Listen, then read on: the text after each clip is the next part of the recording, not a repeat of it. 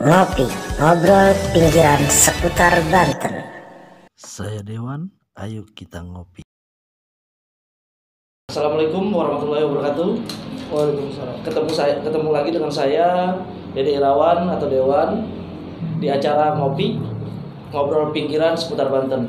Kali ini saya berada di sebuah tempat kantor yang cukup megah. Kelihatannya kantor salah satu seorang yang fenomenal, yang luar biasa di Facebooknya kayak apa sekali bikin status, komentarnya luar biasa, pengamat politik juga katanya. Banyaklah jabatan beliau. Ini Bapak Ahmad Justi yang cukup terkenal. Dan tema kali ini mencari sosok AA yang sedang luar biasa menjadi perbincangan para aktivis Kang Ahmad Justi. Nah, sebenarnya Kang Ahmad Justi tahu nggak sih AA itu siapa? Enggak. Siapa? Nah, ini kan AA sedang viral nih, sedang fenomenal, menjadi bahan bincangan bahwa AA bisa mengatur proyek di pemerintahan Kota Cilegon. Nah, menurut Kang Ahmad Justi sendiri seperti apa sih sebenarnya? Yang ngatur proyek APBD atau proyek pemerintah gitu ya, hebat banget dia. Yang jelas itu sebuah pelanggaran hukum itu. Nah, kalau itu pelanggaran hukum, pemerintah Kota Cilegon semestinya seperti apa melihat ya, harusnya itu dicegah supaya tidak terjadi itu. Itu kan perilaku apa ya? Calo-calo proyek itu kan seperti itu kira-kira. Dan itu jelas lah pelanggaran hukum, apalagi kalau misalnya dia minta fee segala macam. Karena yang jelas fee itu nanti akan dibebankan pada anggaran-anggaran kegiatan. Itu kan salah satu praktik korupsi. Nah, teman-teman seputar Banten juga pengen tahu Pak Ahmad Justi. Sebenarnya proyek di pemerintahan Kota Cilegon itu semestinya seperti apa? Kalau ini kan ada AA nih sekarang peranannya. Sebenarnya harus seperti apa sih? Sebenarnya itu transparan kok, itu online kok LPS itu. Dia lelangnya online, setiap masyarakat bisa mengakses kok. Kalau misalnya Dede seorang pengusaha itu bisa daftar kok. Sebelumnya biasalah rekanan dulu di LPS.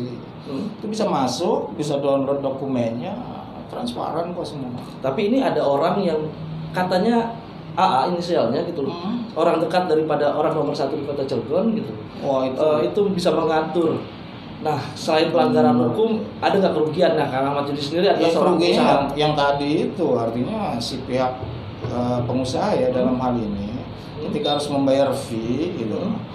Dia kan berarti kan mengambil dari anggaran-anggaran biaya pekerjaan itu sendiri. Yang dirugikan siapa? Masyarakat dong. Betul. Ya, barang atau jasa yang digunakan oleh masyarakat bisa jadi misalnya kualitasnya tidak sesuai dengan spek karena ada praktek-praktek itu.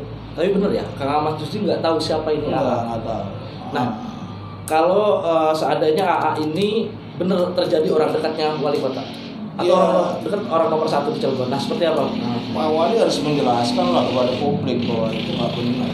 Saya yakin deh dengan tagline pemerintah yang maju, baru, modern, bermartabat, itu kan jauh dari praktek ini praktek-praktek yang dilakukan siapa tadi itu kan jauh dari tagline bermartabat itu perilaku yang nggak bermartabat malah.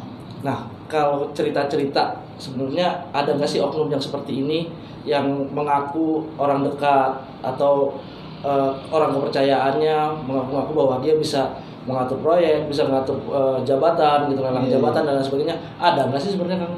Bisa jadi ada yang seperti itu. Itu nggak sepi lah gitu kan. Senyap ya ini ya. Mengklaim orang apa kalau bahasa Cilegonnya itu jambang pinggir gitu. Jadi ada misalnya sesuatu atau seseorang sedang berkuasa, kemudian lingkarannya ini mengambil keuntungan dari kekuasaan lingkaran tadi itu kalau dalam bahasa Cilegon jambang pinggir namanya. Punya cerita Kang Yus terkait jambang pinggir ini yang sekarang lagi ya artinya di pemerintahan baru nih masa transisi, kemudian ngaku-ngaku dan lain sebagainya. Ini kan fenomenal yang sungguh luar biasa nih, menjadi momok di masyarakat. Nah, ini ada cerita nggak Kang Yus? Misalkan Kang Yus punya cerita-cerita selaku pengusaha juga kan Kang Yus nih? Enggak, saya sih belum pernah ngalamin ya, cuman mungkin kan cerita-cerita seperti itu ya banyak mungkin di masyarakat ya, bahwa ada orang yang memang mengaku bisa memuluskan sebuah cara gitu kan. Tapi gini ya, kayak misalnya LPSI sendiri gitu kan. Ini yang terkait pekerjaan ya. Iya. Itu kan nggak mudah ya. Ada aturan-aturan yang harus ditempuh. Dan saya yakin si pejabat yang menangani LPSI-nya sendiri terikat dengan aturan itu. Begitu misalnya, itu kan mudah karena transparan gitu, ketahuan siapa yang melakukan itu, terjadi pelanggaran misalnya. Kita banyak kok wadah-wadah pengaduan gitu. Dan yang seperti itu bisa terjerat secara hukum. Tapi gini, Kang Yus, kalaupun terjadi, apa ada permainan di antara dua belah pihak, si oknum dengan orang pemerintahan? Kalau sejauh itu saya nggak tahu ya. Tapi yang jelas sih, ya kembali lagi yang tadi bahwa praktek-praktek seperti itu yang salah. Kalau misalnya kekuasaan bermain-main dengan hal itu, blunder lah bagi kekuasaan itu sendiri gitu. Kang Yus, saran Kang Yus nih terakhir, saran dan sepertinya seharusnya seperti apa sih pemerintah Kota Cilegon dengan fenomena yang baru ini, dengan keadaan yang sungguh kelihatannya mulai memanas nih. Nah, kalau saran dari Kang Yus selaku pengamat politik Kota Cilegon harus seperti apa? Oh, pengamat apaan? Itu pengamat. Karena di Facebook lo heboh tuh, Kang Yus adalah pengamat. Pengamat gitu kan. itu sebenarnya cara kawan-kawan meledek ya. Tapi saya lihat sih meledeknya itu meledek yang positif. Kita akrab gitu kan. Pengamat, halo pengamat. Karena kita biasa bercanda gitu. Nah, kalau saya melihat sih pemerintah Kota Cilegon sendiri di 100 harinya ini bukan sebuah ukuran keberhasilan sebuah pemerintahan ya 100 hari.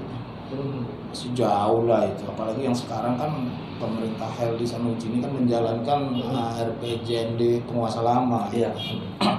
Tapi saya lihat sih dengan tagline yang tadi baru, modern, bermartabat, sudah ada arah ke situ. Kayak misalnya kemarin kan ada bidding mengenai direktur atau pengelola sebuah BUMD. Itu kan artinya pemerintah sudah mulai beritikat untuk transparan. Nah, saya lihat udah bagus sih. Artinya saat ini pemerintah yang saat ini sudah mulai bagus ya kan? Sudah bagus. Ada sih, belum bisa kita nilai karena tadi itu baru 100 hari kerja kan. Tapi saya lihat itikatnya sudah ada. Misalnya bantuan terhadap UMKM, saya dukung banget itu karena itu sangat menguntungkan ya bagi UMKM, apalagi di kala situasi pandemi ini gitu kan. Begitu ada bantuan modal yang bunganya 0%, wah itu luar biasa, itu membantu UMKM sendiri. Nah, kalau untuk AA sendiri, itu ya. Untuk AA sendiri, Kang Yus mau ngasih pesan-pesan apa nih? Ke siapa? Si AA, pesan-pesan AA. Oh, hebat banget sih AA itu ya. Karena saya juga nggak tahu dan nggak kenal ya. Tapi ya siapapun lah. Kasih pesan-pesan lah. Sama orang coba-coba untuk melakukan tindakan seperti itu. Akan berhadapan dengan hukum. Negara kita ini negara hukum. Itu pesannya ya Kang Yus ya. Artinya masuk penjara. Siap-siap masuk penjara. Anak bini lu nangis. Elunya juga nangis. Artinya hati-hati sama si AA karena kalau sampai ini terbongkar, terkuak, ini akan ke jalur hukum ya. Jalur hukum. Artinya itu teman-teman seputar Banten, hukum dunia akhirat. Di dunia dihukum, di akhirat juga dihukum. Nah, hati-hati untuk si AA, jangan sampai AA yang lain ada di Kota Cilegon. Jangan coba-coba jadi si AA. Mendingan jadi Dede. Oke, terima kasih teman-teman. Teman-teman seputar Banten. Demikian dari saya Dewan, dan ingat tetap prokes dilakukan Kang Yus dengan cuci tangan, menggunakan masker dulu. Dan jaga kesehatan, tetap waspada dengan COVID-19. Terima kasih. Assalamualaikum warahmatullahi wabarakatuh. Channel berita seputar Banten.